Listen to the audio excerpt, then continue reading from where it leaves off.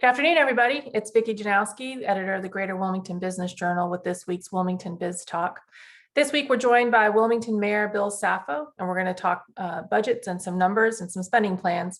But before that, and if you want to get your questions ready on our Facebook live stream, I'll keep an eye out for those. And before we jump into the conversation, first, a quick word from our sponsors, Cape Fear Realtors. Hello. I'm Ann Gardner, CEO of Cape Fear Realtors. Realtors support this program's efforts to connect our community in meaningful dialogue with actionable insights. Realtors are dedicated professionals who build strong, resilient communities and businesses. Work with someone you can trust. Work with a realtor. Learn more at capefear.realtor.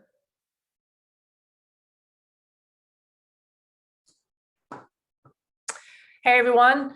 It's Friday afternoon, the sun is shining, weekend's about to start, and we are going to talk city finances and the budget, which is, I know, where you want to be right now. It's the place to be and the thing to talk about. Good news is totally understandable if you're going to catch up on this later. As you guys all know, Wilmington Biz Talk now has a podcast stream that you can find on your favorite players. So feel free to join the conversation now and throw your questions, or you can also catch up later if you're just itching to get outside. But we did want to talk about this very important topic this year.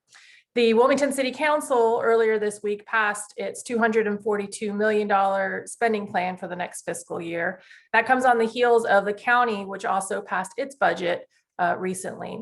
And while the budgets are perhaps one of the most important things local governments can do in terms of setting the priorities and how our local communities function, it usually doesn't receive a whole lot of attention in the public. This year was a little bit different because even though both municipalities lowered their tax rates, some people were not too thrilled about the prospect of their property tax bills possibly going up. But that has to do with the property values increasing. We talked a little bit about that last week with County Manager Chris Coudray. We also wanted to talk about how that impacts the city spending plan, as well as what some of the priorities are for Wilmington coming up and how they plan to use this money. So Mayor Saffo, thank you for joining us this Friday afternoon. We appreciate it. Thank you. Thank you for having me. So just to jump right in, I mentioned the difference between the city and the county budgets and how that works. So just from the get-go, can you explain to us a little bit about what you're hearing, and are people keeping that in mind as differences between the city tax rate and then the county tax rate? What are you hearing? Well, we hope so, because there was a significant difference between the two tax rates, and I felt as the mayor, as well as the other city council members, that with a 35% increase in property valuations, that we should do everything in our power to bring our property rate to revenue neutral. The city reduced its property tax rate 12 cents. I think we're about 37.5 or 38 cents per $100 of valuation from a 49.8. So we are about a half cent over revenue neutral. And the majority of that half cent increase went primarily to affordable housing. That was one of the things that we've heard from a lot of citizens around our community about. We need affordable housing, as Wilmington is one of the most popular cities in the state. More and more people are moving here, and there's more demand than there is supply. People are being priced out of the marketplace here. So we, as a city council, that was a main issue for us that we wanted to focus a lot of attention on, of which we allocated $5.2 million in this year's budget to address affordable housing specifically. So a lot of that increase primarily went to that. But for all intents and purposes, I think that we came out with a fairly good budget that meets a lot of the initiatives from the city. I think that maybe a lot of people are not aware of this, but city has a strategic plan, and that strategic plan really guides our budget. So things like creating a safe place, supporting efficient transportation systems, fostering a prosperous and thriving economy, promoting the arts, culture, engaging in civic partnerships, and providing sustainable and adaptability in our marketplace is very important to us. And that pretty much guides it. Now, we went through about a 6-month process where any individual, any group, any advocacy groups could come and contact the elected officials and talk to us about priorities, what they felt were important to them. And we heard from a lot of different people in the community on a lot of different subject matter. Obviously, with with the growth that we have seen and with the amount of people that come into New Hanover County and the city of Wilmington every day, infrastructure is a huge, huge thing for us to invest in, because we have to stay in front of it as much as we can. I think we've allocated about $29.2 million for CIP projects. That includes anything from parks to sidewalks to curb to gutters to stormwater, you name it, that has anything to do with infrastructure. That's part of it. The other big thing that we heard from our citizens, and we've been hearing this since really Florence, where we had over 103 inches of rain that devastated this area. I think we broke the national record that year. Is the condition of our roadways. We've allocated $8 million for resurfacing of our streets here in the city of Wilmington. And that's primarily from things that we've heard from the community, from citizens, from homeowners associations that tell us you need to do something about the roads, which we have done that. I think the other part of this budget is we've allocated $750,000 for economic development initiatives. That's one of the largest numbers we've ever put out there. But with that, we're allocating money to Wilmington Business Development, to Wilmington Downtown, to our Film Commission, which, by the way, we're having a record year in film. And it seems like every day we're getting a new announcement in our community. Even with some new programs that we've seen out there with Genesis Block, focusing on more small business incubators in our community, the CIE with UNCW, because it's not just big businesses that we're trying to bring into the community, but we're also trying to create a lot more small businesses, and a lot of the small businesses too that were really devastated and hurt through this pandemic, and trying to get some of that small business folks back on their feet, which is a big thing for not only the city of Wilmington, but also for the county of New Hanover. I believe the city is putting about $3 million from its CARES Act funding that we have received from the federal government to help for small business help in the community. Yeah, and let's take a pause a little bit more on that $750,000 you were mentioning for economic development. So is that primarily just funding streams to those organizations that you just mentioned, or is any of that money earmarked for specific either incentives or economic development programs? Well, $750,000 is primarily for our economic development partners, but the city also allocates a certain amount of money that we keep kind of in a fund, just in the event that we have a company that wants to come here into the Wilmington area and wants an incentive package. And from time to time, we do see that. We have to make sure that we have some money set aside for that. But part of in addition to the $750,000, we're also allocating some funding for some of the projects that we've done in the past. Like I think coming to my mind right now is National Gypsum, which was a plant there on River Road that produces wallboard or sheetrock, which was mothballed for many years, and they kind of opened that plant back up. And one of the initiatives was that the city, the county, and the state would incentivize that company to reopen that plant, hire workers, and produce wallboard here. So we've got some money set aside for those kinds of projects. And, we don't know when a project might land on our lap. I know that our economic development partners work day in and day out. And the decision as to if a company comes here or not is theirs. And so we don't know when that announcement might happen, but we do know that there's constant work out there with companies that are looking to maybe relocate here to the area. In addition to some of the companies that are looking to expand, we've got several companies that I'm aware of that are talking about significant expansions. Companies that have been doing very well here, started as small little companies, but have grown dramatically. When I'm saying dramatically, when I'm talking about over 100 jobs, maybe 200 to 300 jobs. And in those type of situations, we also look for opportunity to expand local business, like we did with Castle Branch, like we did with PPD, like we did with Live Oak Bank. These were companies that started here in Wilmington and expanded their footprint, expanded their base of operations and their employment base here. So we never know when that opportunity might come around, but we're always ready. Do you have any companies currently pending that are requesting those incentives? Well, we haven't heard from them as of yet, but I do know that there's a couple of companies that are out there on the horizon, and our economic development partners will call us and let us know that they've got some people that seem to be pretty interested, but they have to check them out to make certain that they meet all of the criteria that the city and the county puts out there before we incentivize any company to come here. We want to make sure that, first of all, they make a significant investment in the community, either through leasehold improvements or if they're building a building, and then the number of jobs that are going to be created. What type of company is it? I know that in this particular area, there's a tremendous amount of people that are concerned about the environment. So we want to make sure that the company is not a big polluter. So there's a lot of things that we have to go through and evaluate before those decisions are made. But they do let us know, a couple of weeks out or maybe even a couple of months out that they're talking with some folks that have some serious interest and to be prepared and just, what kind of money that they may be talking about, just to give us a heads up as to what may be coming down the pike. And we hope we'll be making some announcement in the very near future about some jobs here in the local Wilmington area. Okay, and I have no doubt that the scoop will come to the Business Journal first, correct? So let me take a step back real quick and go broader again. So the budget that was unanimously approved Tuesday represents about a $35 million more spending plan than what we had this current budget year. You may have already mentioned some of those areas where that expansion was seen, but are there other major spending areas where you guys decided to invest more money in this coming year? Well, I think one of the things that the city council, I think, was unified on is that the fact is public safety is our number one service delivery.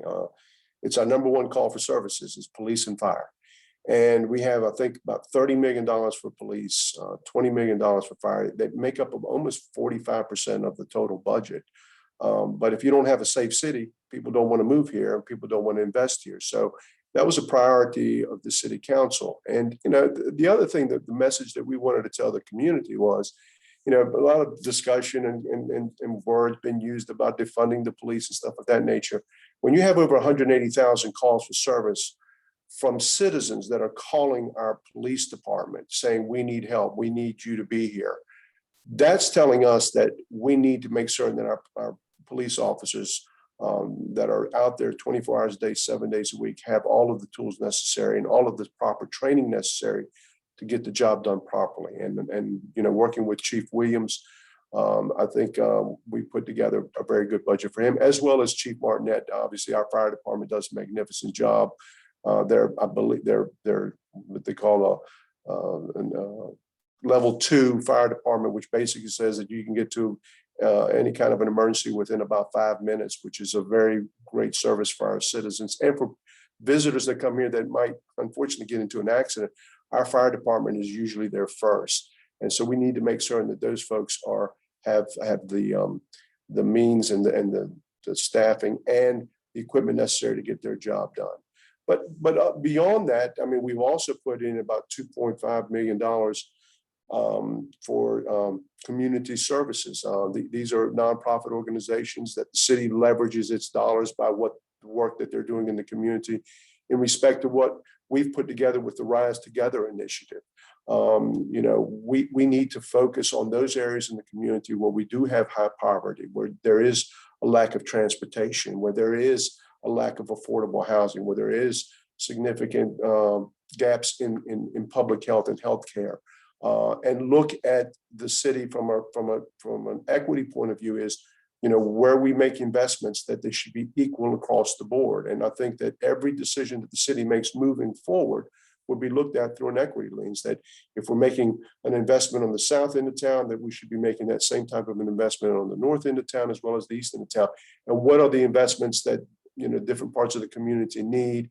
And in those areas that we do see high pockets of poverty, what can we do in partnering with the county as well as the state to bring the resources and the services necessary for these people to be successful and to be able to get to and from work, to get to and from the doctor, to make sure that they have some form of affordable housing that they can afford. And so I think this budget reflects a lot of the sentiment that we've heard from the community for the last 12 months. And I think it addresses a lot of those concerns. And you mentioned earlier that then the budget spending priorities were put towards affordable housing. What specifically was included in the budget on that? Well, we've got a tremendous program here called the HOP program, which helps people, first-time home buyers, get into housing. It subsidized some of the down payment, subsidized some of the mortgage rates. With that program, the city over a number of years has put in over 400 people into housing where they bought their home here in the community. And it's been a very successful program. Rental rehabilitation, we know that we have a number of our citizens that live in housing that is owned by landlords, and some of those landlords need money to make sure that their homes are kept up and so that people will have a good, affordable, and nice place to live. Rental assistance, we know that with rental rates in the city of Wilmington and the county of Hanover going up, that whatever we can do to help keep some of our citizens in housing that they may not be able to afford, we want to help them with rental assistance. And then, looking for opportunities to partner with developers or individuals that may want to build duplexes, triplexes, a small subdivision. We're putting in a percentage of that subdivision into some affordable housing, I think is also very important. So I think the $5.2 million, which is the largest amount of money that the city has ever set aside for affordable housing, demonstrates to the community that we're serious about this. And then, working with the county, and we've made a commitment from the city, being that the county of New Hanover is the second smallest county in the state of North Carolina geographically, that if we find a project with a private developer that wants to put in some affordable housing, that the city and the county could partner up, even though it may be out of the incorporated city limits. I think that's a big sea change for us. And in addition to that, is we're also working with our Wilmington Housing Authority, which is primarily under the federal government, under HUD regulations. But if there's opportunities to put some affordable housing where they may not be able to get the gap funding to be able to get the project done, the city and the county could come together and work in making the project a reality. I want to say that the collaboration between the city and the county on affordable housing is serious. And I think that in both groups, with all of the elected officials, that it is probably one of the biggest priorities that we have. And we're serious about this. We're talking about the possibility of a bond coming next year to put it out there to the taxpayers to determine if they're serious about supporting this. But we know that we've seen bonds passed in Greensboro, in Asheville, in Durham, and using that money kind of like the city's using it with HOP program, rental assistance, rental rehabilitation, and stuff of that nature. And so we're putting a plan together, and hopefully the citizens will have a right and will have a right to weigh in on it. But we think that that's the wave of the future and something that we should take a look at. That's interesting. So do you view it as something where the bond money could go towards actually building additional inventory for affordable housing? Yeah, my thing has always been, and we've had several partnerships here with the Wilmington Housing Authority and with private developers, with Tribute Properties, with Dave Spatrino, where we have participated in affordable housing. I think with the redevelopment of Taylor Homes, which was an old housing development in the north end of town over there off 4th Street, the city put in over $750,000 into that project, which helped support affordable housing for a lot of seniors in that particular part of the community, as well as making significant investments in that facility or that housing development that I think has paid dividends. Same with Tribute Properties. I think a percentage of their development went for affordable units there on the military cutoff corridor. And I think that's a great project, a nice looking project, and appreciate Mark Maynard and his crowd coming forward and saying, we want to be part of this. I think we're seeing more and more developers in the community that are coming forward saying, we want to put in a percentage of our development affordable housing. One thing I think a lot of citizens don't understand is they feel that we as a city council and the county commissioners can force developers to put in affordable housing. And we cannot do that in the state of North Carolina. The state statute is very clear. We have to incentivize and we have to partner if we want to see it happen. So the city is going to have a role to play in it, and so is the county. But if a developer wants to put in a portion of their project as affordable, we're definitely here to partner with them. If the deal is right, it has to be right. It can't be we're just giving it. We have to see a good rate of return for our citizens, and what we think is a good deal will be evaluated by our housing department here in the city of Wilmington. Okay, Mayor Saffo, and I know you have to get to another meeting, so I'm going to end on a quick question from one of our readers who, on another major city project, which is the opening of Riverfront Park, and they say they're pretty excited about that. So it sounds like they already have their concert tickets. But the question is about the, with that large number of people coming downtown for that, what's the plan for parking or additional transportation options? Well, I hear that all the time, and I guess let me just go back. When we sat down with Live Nation and we took a look at this park, you know, we had the questions asked to us by individuals and people that says, what are you going to do about parking? We evaluated our parking situation as well as looked at the history of the city's, how the city reacts when we do have significant things down here. The Azalea Festival, where we may have up to 50,000 people downtown, the River Fest, the July 4th celebration, the triathlons. We have a lot of significant events down here. In addition to, we've had 3 concerts during the Azalea Festival for the last several years that what we understand have brought in almost 9,000 people per concert. We've never had a problem with it. We feel that we have enough parking. We have about 3,500 spaces that the city currently manages by itself. In addition to working with the community college, we think that we have more than enough parking to sustain the park. In addition to, a lot of people Uber, a lot of people get rooms downtown during concerts, a lot of people carpool. We think that we have the parking necessary. And I always make this kind of, I use this as an example. On Friday, Saturday, and Sunday at Riceville Beach, Carolina Beach, there's about 20,000 people.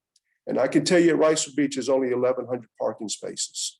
So I know that we can do this. And I feel that, you know, maybe the first concert or two that we might have a couple of hiccups, but I think that the Live Nation has put together a good plan that for those that do want to come down and park, whether they park at the deck across from City Hall, or they park at the Convention Center deck, or at the Cape Fear Community College deck, or on street parking, there'll be enough parking for that individual. Now, they may have to walk a little bit, but that's part of, you know, living in an urban environment and building an urban park. I also want to just say, for those that may not be aware of this, the city is also allowing the Riverwalk to be public and to be open. So for those that cannot get a ticket to Widespread Panic or one of the concerts that they may want to see, the Riverwalk will remain open, so you can, and it's right up against the park, so you're going to be able to see and hear what's going on. And Live Nation wanted to see that, and I know that we'll have people in the river with their boats and kayaks, and I think it's going to be a great venue for our community. And 7,200 people down here. If they sell out most of those concerts, will be phenomenal. In addition to it, I just want to say one other thing. At Greenfield Lake, we have 1,300 people that go to that show. We don't have 1,300 parking spaces at Greenfield Lake, and we're in the neighborhood there. So I know it works. We've seen it work. Concerts, a lot of people drive to them, carpool, Uber, get a room downtown. So I think that we'll be able to accommodate that. And I think it's going to be a great experience for those that come down to see this park. For those, and you know, we'll have the ribbon cutting on July 2nd. We're going to have an opening to the public on July 4th. It'll be open to the public so they can come down there. We'll have concert. We're going to have a lot of local bands, food trucks down there. The water feature will be up and running so kids can have a great time, and we'll be able to see the fireworks from there too. But I think it's one of the most exciting things I've ever been part of, and I think it's something that the citizens of this community are going to love when they get in there. All right, there you go. Insider concert tips from Mayor Saffo for a special bonus for all of you that sat through budgetary talks with us today. I want to thank you, Mayor Saffo, for your time and checking in, and also everyone for viewing. If you want to catch up with that conversation I mentioned earlier with County Manager Chris Coudray, or any of our previous Biz Talk discussions, you can find that again on your favorite podcast platform or on WilmingtonBizTalk.com, and you'll see all of our topics going backwards. Keep an eye out for more coverage from the Business Journal about that Riverfront Park opening and how the project came together. That'll be in our next Wilmington Biz magazine issue, which will be going out to subscribers next week. So just a heads up on that one. So thanks very much for joining us. Everyone have a great weekend, and we'll see you back here next week.